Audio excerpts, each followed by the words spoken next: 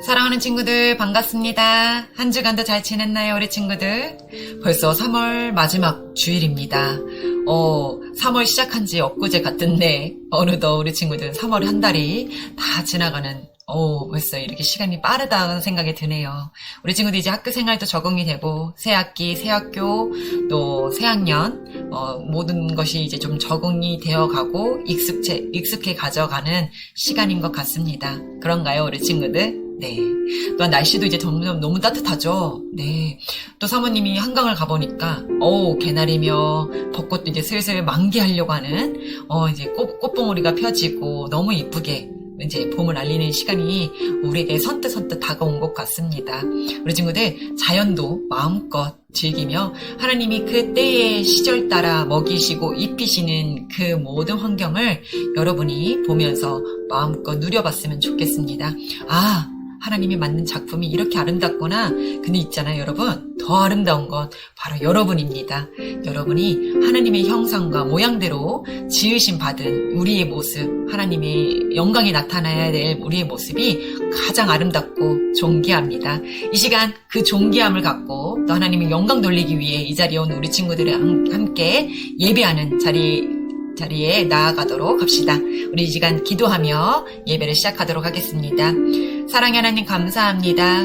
우리의 모든 환경과 또 우리를 하나님께서 가장 아름답게 빚어가시고 아름답게 창조하셔서 우리가 그 만물을 아름답게 바라보며 감탄하며 소중히 여기며 하나님께서 주신 그 많은 자연 만물을 하나님을 경외하는 일에 또 하나님의 영광 돌리는 일에 우리가 더 나아가는 믿음이 되어지게 하옵소서. 이 시간 드려지는 예배가 주님 홀로 영광 받아주시고 주님께서 기뻐 받으시는 영과 진리로 예배가 되어지게 하여 주옵소서. 감사하며 예수님의 이름으로 기도합니다. 아멘. 자, 우리 사도신경으로 우리 신앙을 고백하도록 하겠습니다. 전능하사 천지를 만드신 하나님 아버지를 내가 믿사오며 그 외아들 우리 주 예수 그리스도를 믿사오니 이는 성령으로 잉태하사 동정녀 마리아에게 나시고 본디오 빌라도에게 고난을 받으사 십자가에 못 박혀 죽으시고 장사한 지 사흘 만에 죽은 자 가운데서 다시 살아나시며 하늘에 오르사 전능하신 하나님 우편에 앉아 계시다가 저희로서 산자와 죽은 자를 심판하러 오시리라. 성령을 믿사오며 거룩한 공회와 성도가 서로 교통하는 것과 죄를 사하여 주시는 것과 몸이 다시 사는 것과 영원히 사는 것을 믿사옵나이다. 아멘. 자, 우리 친구들 지난주 시간까지 우리가 지금 챈트를 외웠는데요. 이번 한 주 또한 부활절 때까지는 우리 챈트를 좀 쉬어야 될 것 같습니다. 기쁘다고요? 아니죠. 따로 챈트 준비하지 않았고요. 우리 친구들이 대신에 우리가 지금 이번 주부터 이제 성경 필사를 시작하게 되죠. 자, 우리 교회에서 준비한 성경 필사를 우리 부활절 때까지 하는 걸로 우리가 대체하도록 하겠습니다. 자, 오늘 말씀입니다. 마태복음 21장 5절에서 9절 말씀.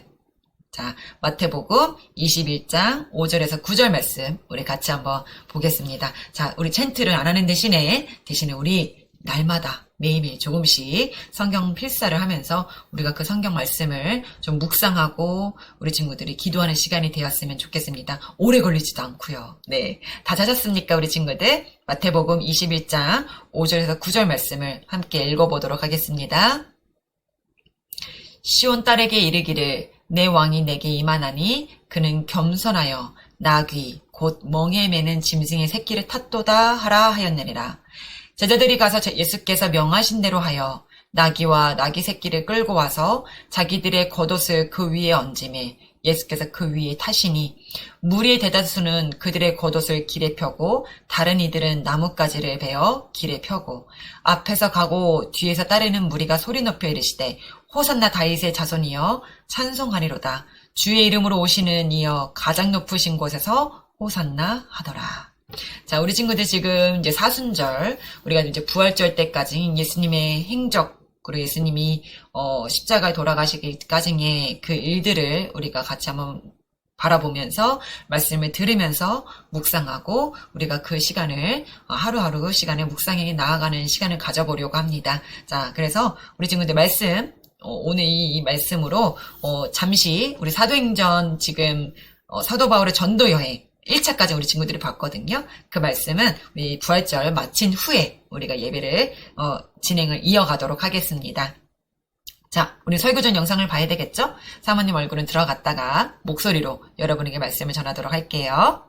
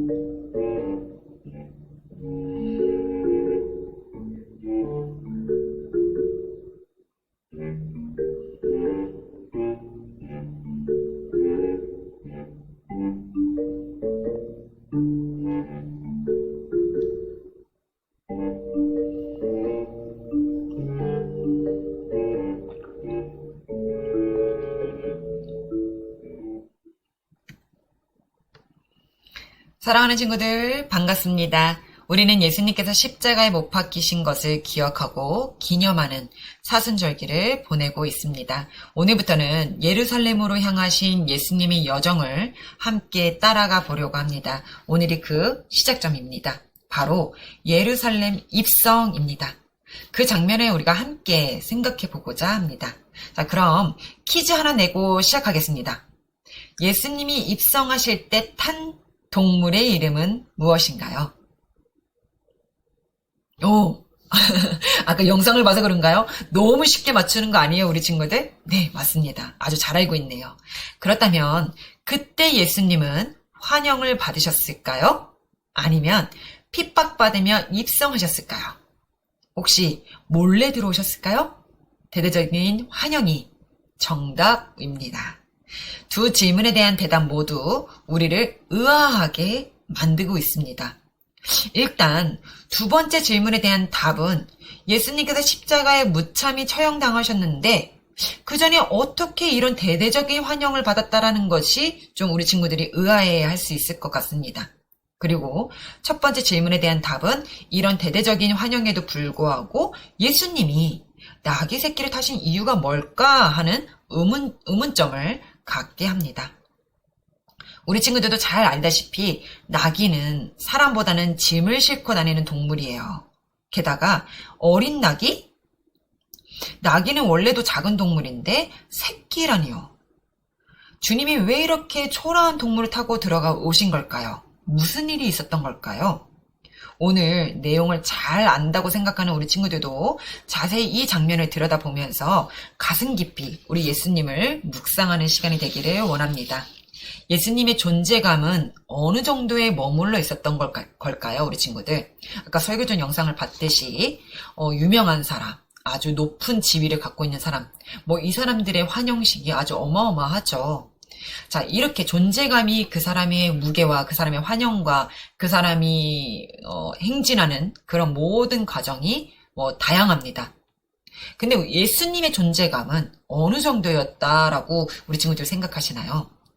우리는 갈피를 잡을 수 없는 이 본문을 보면서 예수님이 어떤 처지로 예루살렘에 들어가셨는지 잘 알지 모르겠습니다. 그럼 우리가 직접 한번 보면서 그 장면으로 다시 한번 들어가 설명을 우리가 설교 말씀을 들어보도록 할게요. 예수님은 예루살렘의 유월절을 지키기 위해 들어가고 계셨습니다.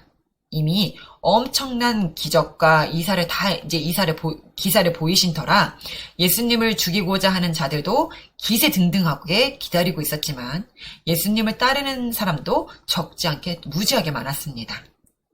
자, 베다니에서 죽은 나사로를 살리신 일을 단연 아주 큰 화제였고요. 모든 사람들이 예수님을 메시아라고 기대했고 그 메시아가 로마 정권을 아주 뒤집어버리고 이스라엘을 회복시킬 거라고 믿고 사람들은 기뻐했습니다. 좀 착각인 거죠. 그래서 유월절을 지키기 위해 예루살렘에 모여있던 사람들은 그 명절 때문에 예루살렘을 찾는 그 유월절 순례자들이 참 많이 모여듭니다.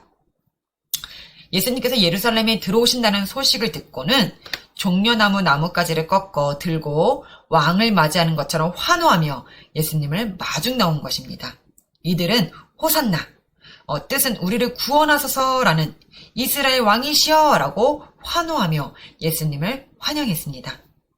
이 환영이 얼마나 대단했는지 예루살렘에서 예수님을 잡기 위해 준비하고 있던 종교 지도자들까지 아주 놀랄 정도로 낙심할 정도였다라고 합니다.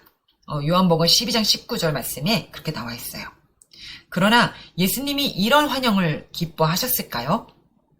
예수님은 지금 사람들이 예수님께서 이 땅에 오신 의미를 제대로 알지 못하고 자기들의 생각대로 지금 자기들의 환영을 자기들의 식대로 환영한다는 것을 이미 예수님은 알고 계셨거든요.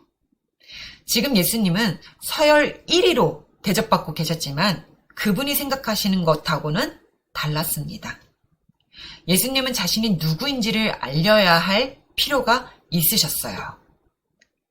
그래서 사람들의 기대를 모두 저버리고 백마가 아닌 나귀 새끼를 타고 예루살렘에 입성하신 거였습니다.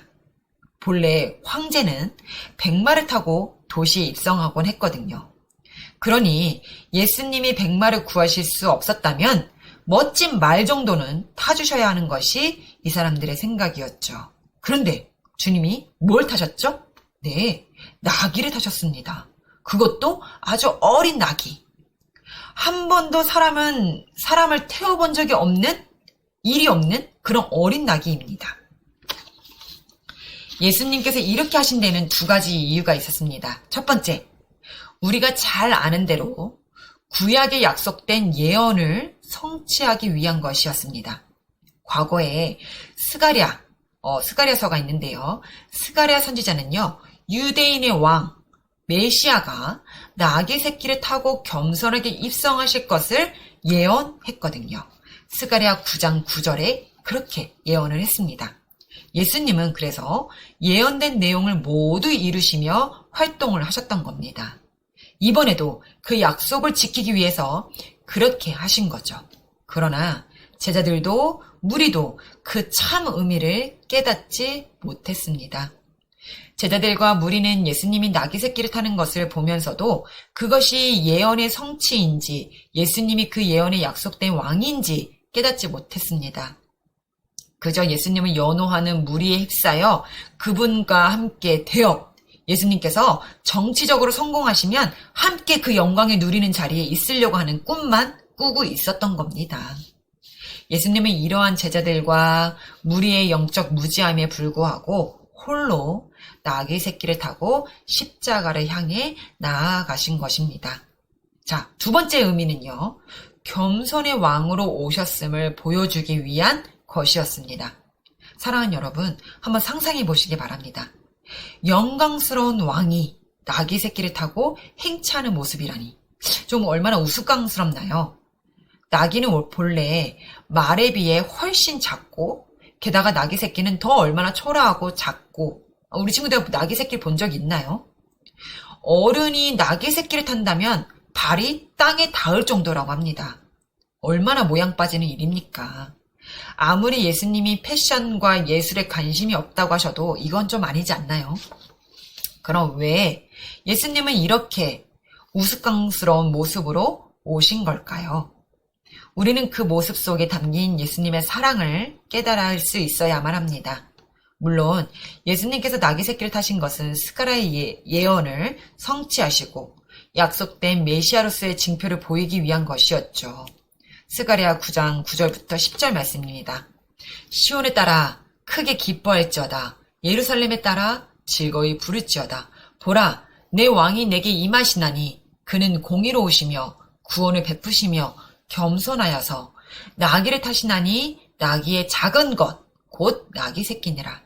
내가 에브라임의 병거와 예루살렘의 말을 끊겠고 전쟁하는 활도 끊으리니 그가 이방 사람에게 화평을 전할 것이요 그의 통치는 바다에서 바다까지 이르고 유브라데 강에서 땅끝까지 이르니라.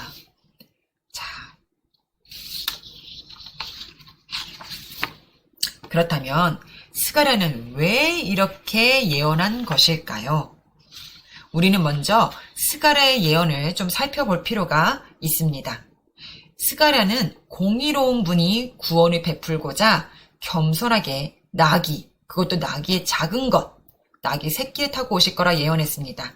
또 계속해서 예수님께서 병거와 말, 전쟁의 활을 끊으시고 화평을 전하러 오신 분이라고 말합니다.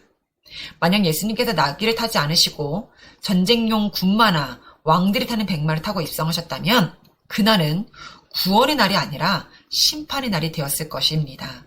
결국 이스라엘 백성들이 원한 것은 말과 병거와 활이었지만 예수님은 오히려 평화와 겸손, 구원의 선물을 가지고 이들 가운데 오셨습니다. 친구들, 예수님이 우리를 심판하기 위해 오신 것이 아니라 평화와 회복을 주기 위해 오셨다라는 겁니다. 창과 활과 이러한 거는 전쟁이잖아요. 거기에 대한 결과가 일어나게 돼버리고요. 그러니까 화려한 이런 말로 이런 것이 아니라 우리 예수님은 평화와 회복을 주기 위해 오셨다라는 겁니다. 우리를 압제하기 위해 오신 것이 아니고 우리를 아끼기 위해 오셨다라는 거죠. 인간이 예수님을 어떻게 대접했는지를 생각할 때 우리는 좀 가슴이 절절한 메시지로 느껴지지 않은가요? 예수님께서 모양 빠지는 것 정도로 아무렇지 않았습니다. 그 길은 우리를 너무나 사랑하셔서 또한 우리를 살리시려고 그분의 생명을 걸고 온 이 길을 그 길 마지막 그 길조차도 예수님은 겸손하게 나아오신 겁니다. 결국 그 길목에서 예수님은 모양 빠지게 나귀 새끼를 타고 계신 겁니다. 그러면서 말씀하십니다. 자, 평화와 겸손과 구원이죠. 그러면서 예수님이 이렇게 말씀하세요. 어떻게 말씀하시냐면요. 이만큼 내가 너희를 사랑해. 이만큼 내가 너희를 중요하게 생각해. 이만큼 내가 너희를 구원하기 원해서 내가 이렇게 가는 거란다. 내 마음 좀 알겠니? 라고 말씀하시면서 말입니다. 예수님이 예루살렘에 입성하실 때 백성들이 흔들던 그 종려나무 가지는 이미 쟁취된 승리를 선포하고 승리자에게 영광을 돌리는 것을 의미하는 것이었습니다. 이렇듯 백성들은 무력으로 세상을 다스릴 권세자를 찬양하고 기다렸던 거고 그것이 예수님은 아니라고 말씀하고 계시는 겁니다. 너희는 전쟁의 영웅만 기다리는구나. 그런데 나는 하나님의 진리와 영원한 생명과 구원을 너에게 주려고 온 거야. 이제 너희는 종려나무 가지를 흔들던 그 손으로 나를 분명히 손가락질할 거고 호산나 외치던 그 입으로 나를 십자가에 못 박을 거란다 라고 외치겠지만 그래도 괜찮아. 그래도 내가 너희를 사랑하기 때문이야 라고 지금 말씀하고 계시는 겁니다. 그거를 실천하며 몸소 지금 그 길을 나귀 새끼를 타고 들어가시는 겁니다. 초라하면 어때?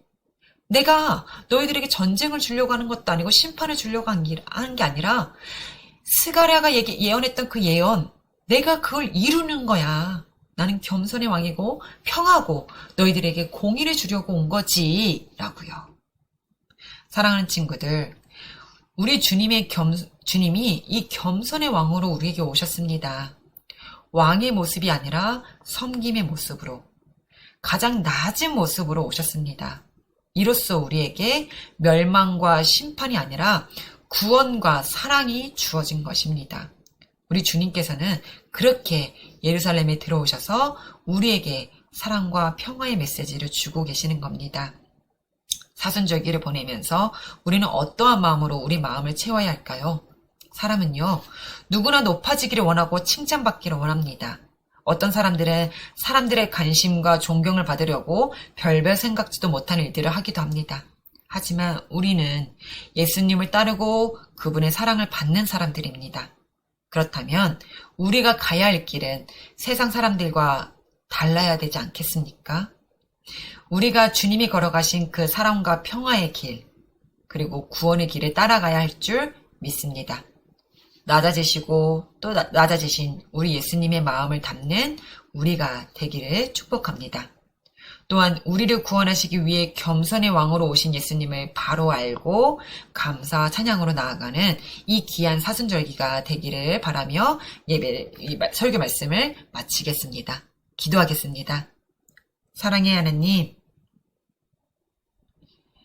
이스라엘 백성들은 메시아가 우리를 로마에서 해방시키시고 그 메시아가 로마의 압제로부터 해방시켜서 우리를 높은 권위에 이스라엘을 높은 나라로 만들고자 하는 헛된 허상을 꿈꿨습니다.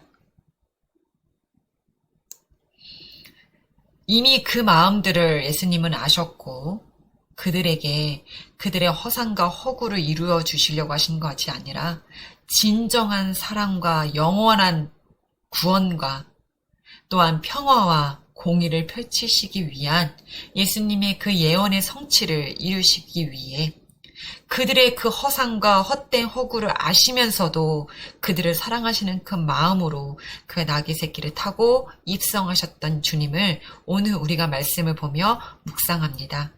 하나님, 지금도 여전히 예수님을 믿는다는 것이 사람들에게 보이기 위한 나의 자존감이 높이기 위한 것, 알기 모르게 나의 권위와 나의 지위가 높아지고 위상이 높아지는 헛된 꿈을 꾸지는 않는지요. 나의 생명 때문에 나의 영원한 생명을 구원하시고자 십자가에 돌아가심을 잊어버린 채 내가 예수 믿는 것이 큰 자랑거리처럼 큰 명예를 얻은 것 마냥 그것을 잘못되게 사용되어 가고 있지는 않은지요.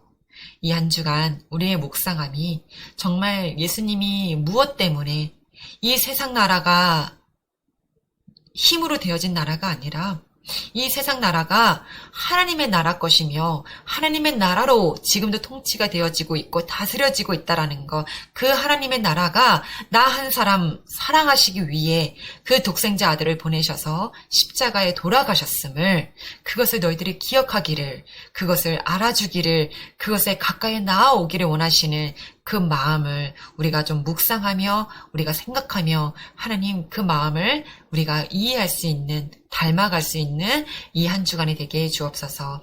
깨달아지는 지혜로움이 하나님 성령님 우리에게 허락하여 주소서. 감사드리며 예수님의 이름으로 기도합니다. 아멘. 자, 우리 주기도문으로 모든 예배를 마치도록 하겠습니다. 하늘에 계신 우리 아버지여, 이름이 거룩히 여김을 받으시오며 나라가 임하시오며 뜻이 하늘에서 이루어진 것 같이 땅에서도 이루어지리이다. 오늘 우리에게 일용할 양식을 주시옵고 우리가 우리에게 죄 지은 자를 사하여 준 것 같이 우리 죄를 사하여 주시옵고 우리를 시험에 들게 하지 마시옵고 다만 악에서 구하시옵소서. 나라와 권세와 영광이 아버지께 영원히 싸움나이다. 아멘.